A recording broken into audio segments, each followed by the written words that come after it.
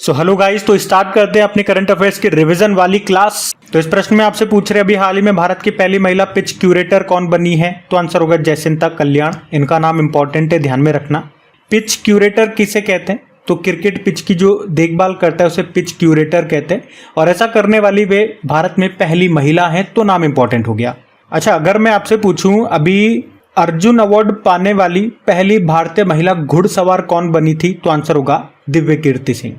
और वैसे भारतीय ओलंपिक संघ की पहली महिला अध्यक्ष कौन है? पीटी उषा है। और अमेरिका का जो फेडरल रिजर्व है उसकी प्रथम उपाध्यक्ष कौन बनी थी, जो कि भारतीय मूल की हैं? सुष्मिता शुक्ला उनका नाम है। और अगर मैं पूछूं कि अंतरिक्ष में जाने वाली सऊदी अरब की पहली महिला अंतरिक्ष यात्री कौन बनी थी, तो आंसर करना रायना बर्नवी। ये सारी महिलाएं जो मैंने आपको कराई है सारी इंपॉर्टेंट है और न्यूज में थी। फिर अगले प्रश्न में पूछ रहे हैं कि अभी मोबाइल वर्ल्ड कांग्रेस का आयोजन ये कहां पे किया गया? तो आंसर होगा बार्सिलोना में। यहां हम किसकी बात कर रहे हैं? जो काम की चीज है वो आपको बता रहा हूं। मोबाइल वर्ल्ड कांग्रेस, याद रखना, इसका आयोजन किया गया स्पेन के बार्सिलोना में। बस इतना सा याद रखो। फिर आपसे पूछ रहे हैं केंद्रीय उत्पाद शुल्क दिवस कब मनाया गया? तो आंसर होगा 24 फरवरी को। इंग्लिश में बोलेंगे तो सेंट्रल एक्साइज डे। और यहाँ पे ये याद रखना कि केंद्रीय अप्रत्यक्ष कर एवं सीमा शुल्क बोर्ड यानी कि central board of direct tax के हेड कौन है? नितिन गुप्ता हैं। जबकि CBIC central board of indirect taxes के अध्यक्ष कौन बने थे? संजय कुमार अग्रवाल बने थे। फिर आपसे पूछ रहे पाकिस्तान के नए प्रधानमंत्री कौन बने? तो आंसर होगा शहबाज शरीफ। और यहां पे अभी नए प्रेसिडेंट भी बने हैं, उनका नाम क्या है? आसिफ अली जरदारी। तो प्रधानमंत्री और राष्ट्रपति दोनों नए हैं, दोनों के नाम याद रखना। शहबाज शरीफ जो बिल्कुल नहीं है शरीफ, वो बने पाकिस्तान के प्रधानमंत्री, और यहाँ के जो राष्ट्रपति हैं वो खाते हैं जर्दा, इसीलिए इनका नाम है आसिफ अली जरदारी। ऐसे आप याद रख सकते हो। अगला प्रश्न में पूछ रहे हैं अभी प्रधानमंत्री नरेंद्र मोदी ने उत्तर प्रदेश के किस जिले में संत रविदास की प्रतिमा का अनावरण किया? तो आंसर होगा वाराणसी में। और इसकी प्रतिमा की ऊंचाई की बात करोगे तो 25 फुट है। संत रविदास जी कौन थे? तो वे 15वीं शताब्दी के दौरान भारत के एक महान संत, दार्शनिक, कवि और समाज सुधारक थे, और वे निर्गुण संप्रदाय के सबसे प्रसिद्ध संत थे। फिर पूछ रहे हैं अभी किसके द्वारा लेजर वेपन दुर्गा 2 का परीक्षण किया गया? तो आंसर होगा डीआरडीओ ने किया। याद रखना, ये हमारा खुद का स्वदेशी लेजर हथियार प्रणाली है, लेजर वेपन सिस्टम है हमारा। दुर्गा 2 इसका नाम है। अभी डीआरडीओ ने इसका परीक्षण किया है। दुर्गा की फुल फॉर्म भी होती है डायरेक्शनली अनरेस्ट्रिक्टेड रे गन एरे।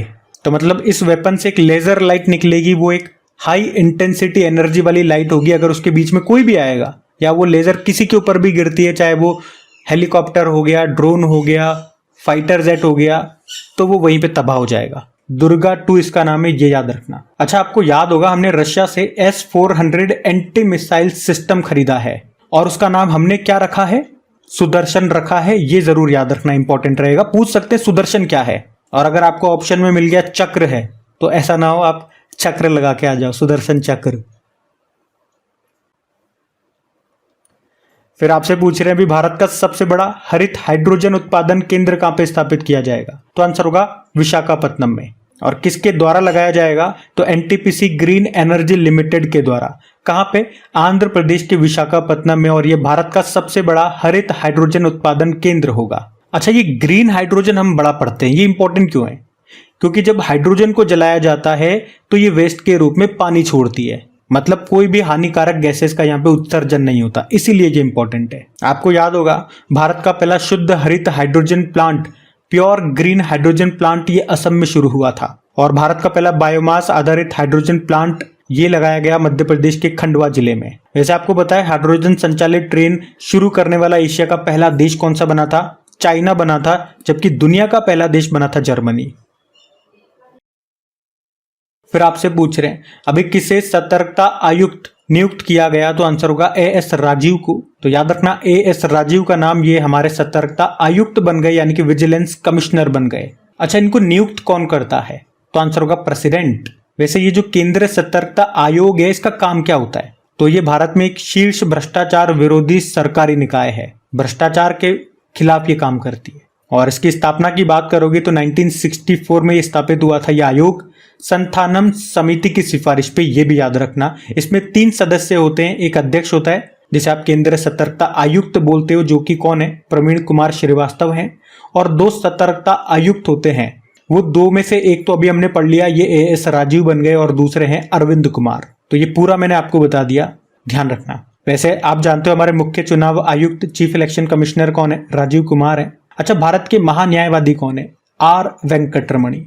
और भारत के सॉलिसिटर जनरल तुषार मेहता। और पूछे मुख्य सूचना आयुक्त कौन है, हीरालाल सामरिया हैं। जबकि राष्ट्रीय सुरक्षा सलाहकार अजीत डोभाल है। ये सारे इंपॉर्टेंट नाम है, ये तो आपको याद होनी चाहिए। फिर आपसे पूछ रहे हैं अभी घरेलू क्रिकेट में एक ओवर में 6 छक्के लगाने वाले तीसरे क्रिकेटर कौन बने, तो आंसर होगा वामसी कृष्णा।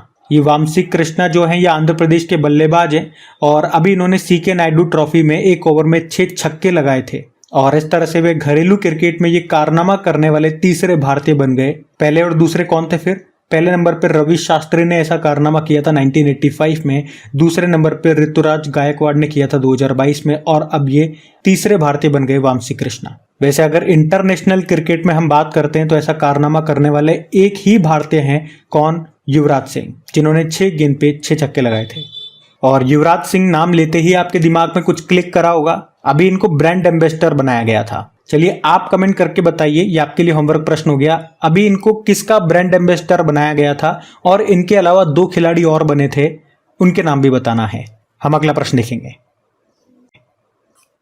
फिर आपसे पूछ रहे हैं कि भारतीय पर्यटकों के लिए 5 वर्षीय मल्टीपल एंट्री वीजा किसने शुरू किया, तो आंसर होगा यूनाइटेड अरब अमीरात ने। तो याद रखना भाई, यूनाइटेड अरब अमीरात ने भारतीयों के लिए ये 5 सालों के लिए मल्टीपल एंट्री वीजा को शुरू किया है। इसके फायदे क्या है कि आप 5 सालों में कई बार यूनाइटेड अरब अमीरात की यात्रा कर सकते हैं, पर इसमें कुछ कंडीशंस भी हैं। हर साल मैक्सिमम से मैक्सिमम 180 दिनों तक ही आप वहां पे रुक पाओगे। मतलब आप टोटल अगर जोड़ोगे कि अगर हर साल आप 180 दिन भी रुके तो टोटल 5 सालों में केवल आप 900 दिन रुक पाओगे। यूनाइटेड अरब अमीरात, कैपिटल अबू धाबी होती है, करेंसी है दिरहम। आपको याद है भी 2023 में कोप 28 का आयोजन ये यहीं पे हुआ था।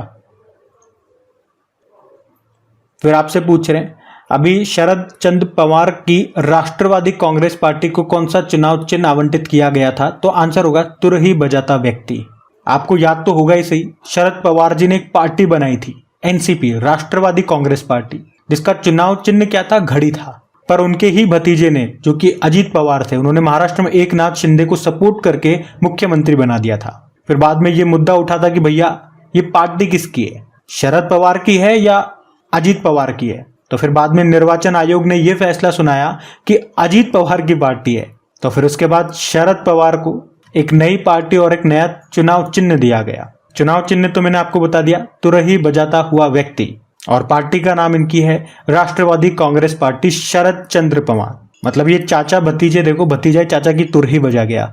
मतलब ये राजनीतिक पार्टी वाले किसी के भी सगे नहीं है, जब अपनों के ही सगे नहीं रहते तो हम कौन लगे इनके। देखो वैसे भारत में 6 नेशनल पार्टीज हैं। अब कौन कौन सी है मैं आपको रिवाइज करवाऊं एक बार। तो बीजेपी है, कांग्रेस है, भारतीय communist party, Bahujan Samaj party, national people's party और आम आदमी पार्टी। आपको याद हो तो 2023 की ये बात थी शायद, इलेक्शन कमीशन ऑफ इंडिया ने तृणमूल कांग्रेस, राष्ट्रवादी कांग्रेस पार्टी और भारतीय कम्युनिस्ट पार्टी को नेशनल पार्टी का इनका जो दर्जा था वो रद्द कर दिया था, और एक नवीनतम नेशनल पार्टी बन गई थी आम आदमी पार्टी। वो इसमें जोड़ के मैंने आपको बता दिया 6 नेशनल पार्टी अब। फिर आपसे पूछ रहे हैं अभी विश्व की सबसे ऊंची लद्दाख की फ्रोजन लेक मैराथन किसने जीती थी, मध्य प्रदेश ने। तो ये दुनिया की सबसे ऊंची जमी हुई झील पर मैराथन हुई थी, कहां पे, लद्दाख की पैगोंग लेक में हम बात कर रहे हैं, और उसे मध्य प्रदेश ने जीत लिया। मतलब इसमें 2 व्यक्ति थे मध्य प्रदेश के, महेश और भगवान, ये भोपाल के निवासी थे, इन्होंने ये रेस जीती थी। वैसे इतना कोई खास इंपॉर्टेंट नहीं है प्रश्न, लेकिन इस लेक के चक्कर में मैंने आपको ये बताया प्रश्न कि अगर दुनिया की सबसे ऊंची जमी हुई झील आपसे पूछे तो ये लद्दाख की पैगोंग लेक है। अजरबैजान के राष्ट्रपति कौन बने, इल्हाम अलीयेव। ये अजरबैजान के 5वीं बार राष्ट्रपति बने, इल्हाम अलीयेव इनका नाम है। अजरबैजान की कैपिटल होती है बाकू, और बाकू से 2 पॉइंट याद रखना। एक तो भी 2024 में कोप 29 का आयोजन यहाँ पे होगा, और पिछले साल जो विश्व शतरंज चैंपियनशिप हुआ था उसमें पहले स्थान पे मैग्नस कार्लसन रहे थे, जो कि नॉर्वे के चेस प्लेयर हैं, और इसमें दूसरे स्थान पे आर प्रज्ञानानंद रहे थे, जो कि भारतीय चेस प्लेयर हैं। अच्छा, एक स्टैटिक प्रश्न और बनता है अजरबैजान से कि अजरबैजान किस सागर से अपनी सीमा लगाता है? तो आंसर होगा कैस्पियन सागर। और कैस्पियन सागर कोई सागर नहीं है, ये एक झील है ना। विश्व की सबसे बड़ी झील है ये, या यूं भी कह सकते हैं विश्व की सबसे बड़ी खारे पानी की झील है ये। दोनों तरह से प्रश्न बन जाता है यहाँ पे। और अजरबैजान की करेंसी होती है अजरबैजानी मन्नत। फिर आपसे पूछ रहे हैं अभी पांचवी पीढ़ी के फाइटर जेट जिसका नाम है कान, इसका सफल परीक्षण किसने किया था? तो आंसर होगा तुर्की ने। पहले इसका नाम तुर्की था, बाद में नाम तुर्की ये हो गया है। और इस विमान का एक और नाम है किंग ऑफ किंग या फिर रूलर। तो तुर्की देश ने अभी 5th जनरेशन के फाइटर जेट कान का भी सफल परीक्षण किया था। ये हर मौसम में काम कर सकता है। इसे बनाया किस कंपनी ने? तुसास फर्म नाम की कंपनी ने। तो इतना सा याद रखना है। देखो तुर्की की कैपिटल अंकारा होती है, करेंसी है लीरा, प्रेसिडेंट है तैयब एर्दोगान। और वैसे तुर्की से एक स्टैटिक प्रश्न और बनता है कि एशिया और यूरोप दोनों महाद्वीप में कौन सा देश आता है?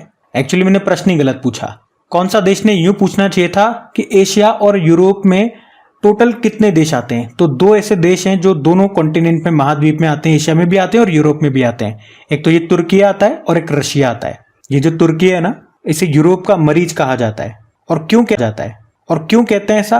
क्योंकि आप देखोगे यूरोप में जितने भी देश हैं वो सारे के सारे डेवलप्ड कंट्रीज हैं, पर तुर्की नहीं है। इसीलिए अगर आपसे पूछे कि एशिया माइनर का पठार या अनातोलिया का पठार कहां पर है, तो यहीं पर है तुर्की में। यहाँ पर एक वॉन गोलू झील भी आपको मिलेगी। ये विश्व की सर्वाधिक लवणता वाली झील है। और आपको याद हो तो कुछ समय पहले तुर्की और सीरिया में भूकंप आया था और हमने यहाँ पे मदद के लिए एक ऑपरेशन भी चलाया था। उस ऑपरेशन का नाम क्या है? ऑपरेशन दोस्त। अब आपके लिए एक होमवर्क, अब आपके लिए एक प्यारा सा होमवर्क प्रश्न छोड़ रहा हूं कि अभी 2024 में ही हमने दोस्ती एक्सरसाइज किया था। दोस्ती नाम से एक अभ्यास किया था, मिलिट्री एक्सरसाइज। आप बताओ किन देशों के बीच में इसका आयोजन हुआ था और कहां पे आयोजन हुआ था?